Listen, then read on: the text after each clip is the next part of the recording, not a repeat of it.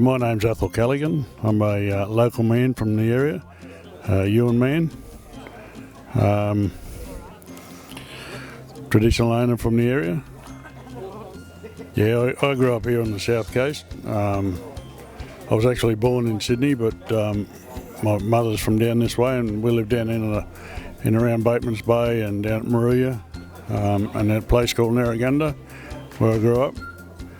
I played sport all my life, in one form or another, and I'm a happily married man with a family, and I adore them all very much. I got one grandson and two granddaughters. I ended up in a wheelchair as a result of a jet ski accident in 2003. I got spinal damage through that, and ended up what they call an incomplete paraplegia. I do have a little bit of movement in my legs, but not enough to walk. Can't hold my weight for any more than about 10 seconds, so that's made life a little bit difficult. As far as services are concerned, I don't actually get any services. I've never received any services. When I did my injury, everything was means tested in those days, and of course, with myself and my wife both working, we didn't qualify for any services. And what they did want to give us was lawn mowing and stuff like that. And I had son-in-laws that come around and do the lawn, so I didn't really need any services.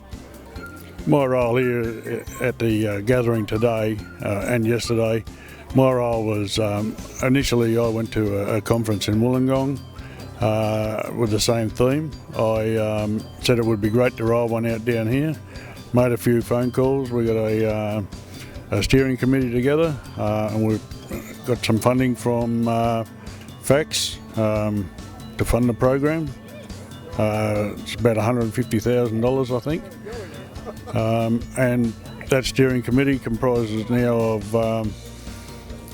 some local Aboriginal workers from Batemans Bay, Marina, Queanbeyan and Bega, as well as some FACS staff on our board as advisors.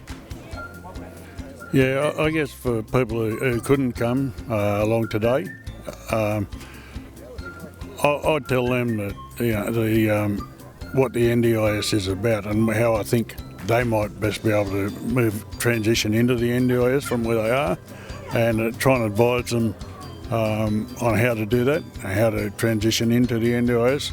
I do that on a daily basis with my role as an Aboriginal linker, working with community and trying to bring them through into the NDIS. Yeah, and generally just working to make people's life a little bit easier for them, a little bit more enjoyable, and that all flows to where we're heading with the NDIS. I'm not real sure on what difference there might be between the Aboriginal and mainstream people in the NDIS. I'm hoping that there'll be some Aboriginal specific workers,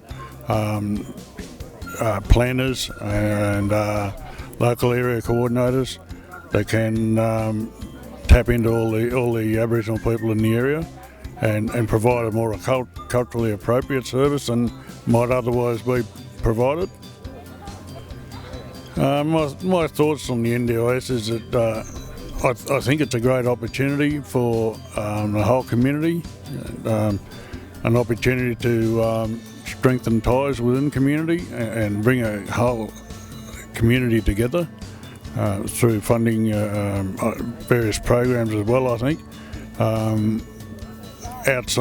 think outside the normal social and domestic funding that's there at the moment.